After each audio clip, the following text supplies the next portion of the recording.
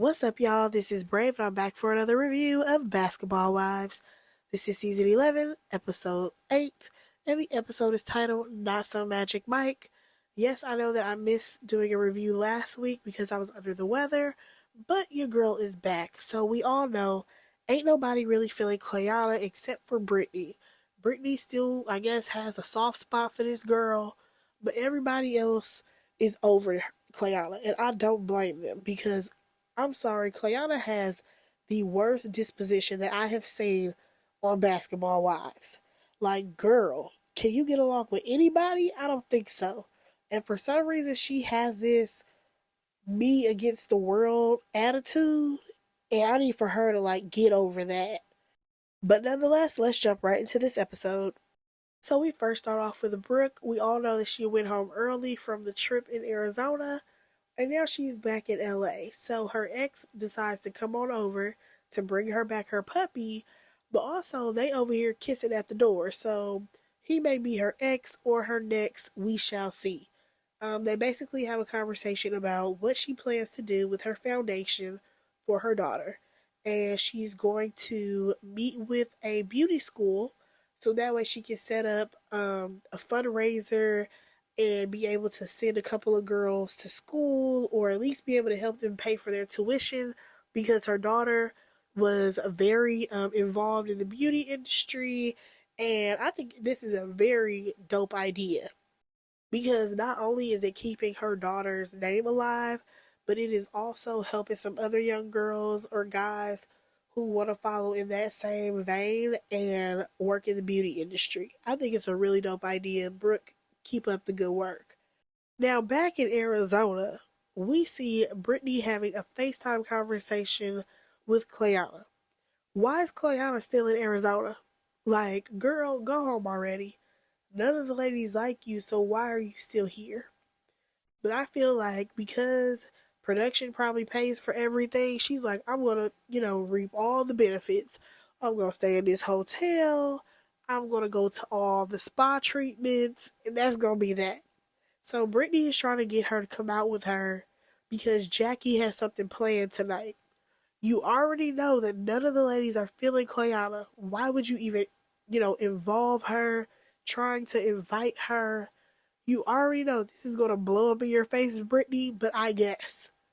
Now, when it comes to Vanessa, she don't want to go out because after Evelyn ran her down for filth, she just gonna go cry in her room. Because at the end of the day, she did a lot of projecting and she was dead wrong for over here snooping through Jennifer Mann's past when she got her own fish to fry. Okay, she got her own drama going on in her life. And yeah, girl, go ahead and stay home. It's fine. We don't really need Vanessa at this next event. Speaking of the next event, they are going to a male strip club. First of all, Jennifer, she don't want nobody looking at her, touching her, breathing near her. She is not into male strippers. Honestly, I don't blame her because I am not one who is for male strippers either. I would rather go to a female strip club. Like guys gyrating, that just does nothing for me. Nonetheless, Brittany, she tells the ladies that, oh yeah, just so y'all know, Clayana, she's gonna be joining us. Dun dun dun. You can already tell that some of the ladies are not excited about Clayana joining them. Honestly, the only person who even wanted to talk to her or give her a hug was Brittany. And she comes in like, oh, I said hi to everybody. It's like, yeah, but you just acted a fool the night before. So I'm not even understanding why you feel like you should get a pass and your slate should be wiped clean. No, there's some conversations that need to be had, sweetheart. But nonetheless, the strippers come out in their choreographed routines. I was out here for it. Evelyn, she gets called to the stage or whatever, and some guy's gyrating on her. But that's not the big story here, you guys. We gotta talk about this stupid fight. We literally witnessed a ridiculous fight between, I guess you could say, Clayana, Jen, and Evelyn. Not so much Jen, though, because I think she just sat there and Evelyn ended up pulling off Clayana's wig. oh, why did all this go down? Because Jennifer pointed to Clayana when, what's that one song when WAP was playing, and there's a part where there's some hoes in this house. So Jennifer points at this girl, and Clayana points back. So they, at this point, they pointed at each other. Okay. However, Jacille, she decided to get involved to go question Evelyn and Jennifer to see if Jennifer really pointed at Clayana. And it's just like, Jacille, I feel like you was doing a lot because at the end of the day, you already know that they don't like each other. So if she pointed, oh well. Same thing with Clayana. You already know that none of these ladies like you. Again, you never had a conversation with them after the whole situation happened with Brooke. So, and you don't take accountability, so they not feeling you right now. So it don't matter if she pointed at you or not, there was going to be an issue. Jennifer, keep your fingers down because at the end of the day, you don't fight. And Evelyn, just go sit down somewhere because you was doing a lot considering Jennifer just became your friend overnight. Yeah, this whole fight situation was stupid. I'm sorry. I think all parties involved are dumb for letting this even go down. We see Evelyn, she's on the bus, she's wearing the wig. And of course, the ladies have to call Brooke and tell her what went down between Clayana and the rest of the ladies. Let's leave out of Arizona. Back in LA, we have Brooke. She's meeting up with a football player so that way he can donate a signed jersey to be auctioned off for her fundraiser. And her goal is to reach, I believe she said $20,000. And I think that's totally doable considering, she's going to have some hot ticket items to be auctioned off. But y'all, we got to go back to Arizona. My God, I'm so ready for them to leave that place. And we see Brittany and Jacille, right? Brittany is packing her bags, and Jacille is like, girl, you ready for brunch? And she's like, no, I'm not going to go to brunch. I need to go home so I can recalibrate, get my chakras aligned, blah, blah, blah. Of course, she's still riding for her friend Clayana. And Jacille, on the other hand, is like, you can't go over there and stand over somebody, which is very true. Clayana, you should not be standing over anybody. And Evelyn, you don't need to be ripping off nobody's wig. Now, here's my thing. Brittany is over here talking about some, Evelyn, she's supposed to be a neutral party. When was Evelyn neutral? When? She has never shown to you that she is neutral in any of this. She has been the most vocal when it comes to getting Clayana up out of here. For the past couple of episodes. Brittany, where you been? Like, I understand that Clayana is your friend, but at the end of the day, Clayana is only your friend. That's it. She's hanging on by a thread to be cool with Jacille. They just made up. Now, speaking of Jacille, she actually went to the brunch, and it was her, Vanessa showed up, Evelyn, Jennifer, as well as Jackie, right?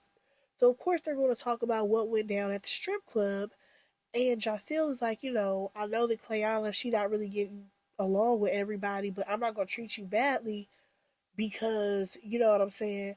Because you showed up, I'm going to still treat you nice. Well, that's cool for you. However, when they brought up the things that Clayana did, I completely understand. Why did she take her shoes off? That was unnecessary, as well as her standing over Jennifer. Unnecessary. So I completely understand why Evelyn reacted the way that she did because this girl rolled up on Jennifer kind of sideways. But still, at the same time, why was anybody pointing their fingers at each other when it came to there's some hoes in this house? Honestly, all y'all some hoes, so it really shouldn't even matter. So now Evelyn, she's feeling some type of way because Brittany decided that she wasn't going to show up to this little bootleg brunch or whatever.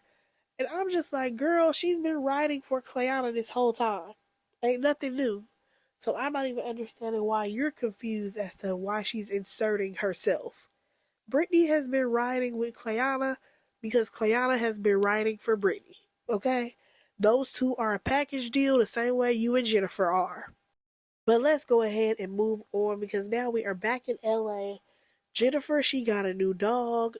She talked to her man about what happened with Vanessa.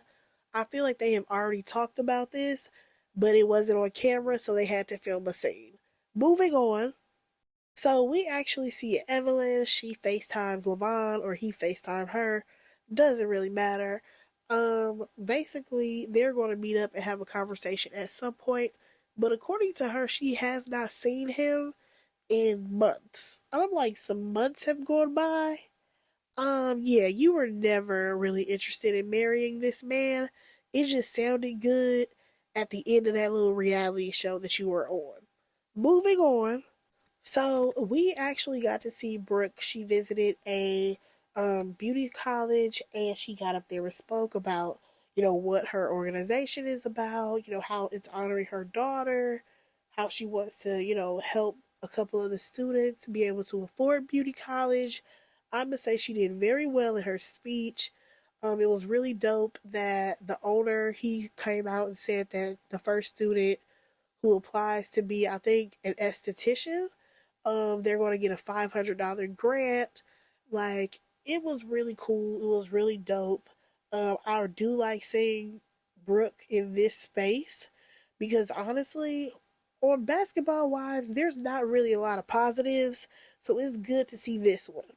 So shout out to Brooke for helping the students, be able to financially pay for beauty school and helping them get into the beauty industry. Good for her. Also, it was good to see that Jaceel was there to support her. Now, lastly, you guys, speaking of Jaceel, we see her meet up with Brittany, right?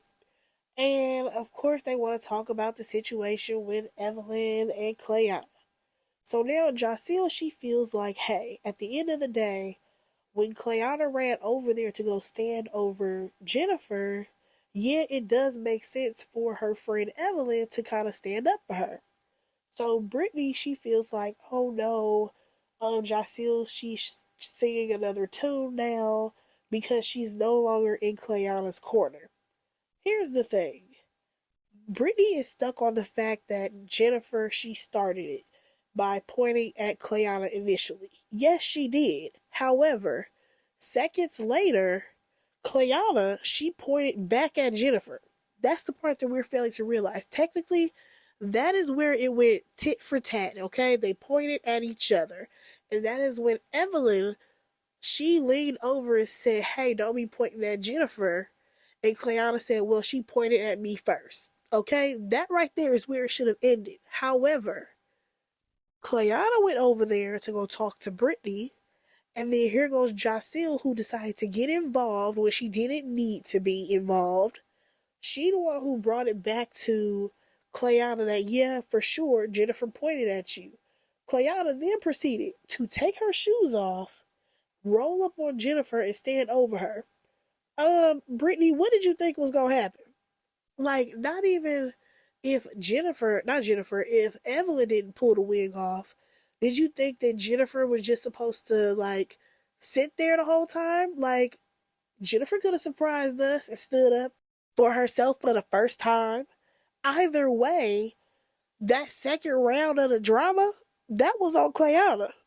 And of course, Jaceel is the messenger, so she lets Brittany know that Evelyn feels some type of way about Brittany basically picking a side. Y'all, that is where this episode ended.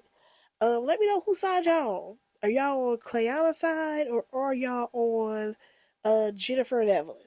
Just curious. Go ahead and drop that down in the comments. Let me know what y'all thought about this episode. Go ahead and like, comment, subscribe to my channel, and I will talk to y'all in my next review. Bye, guys.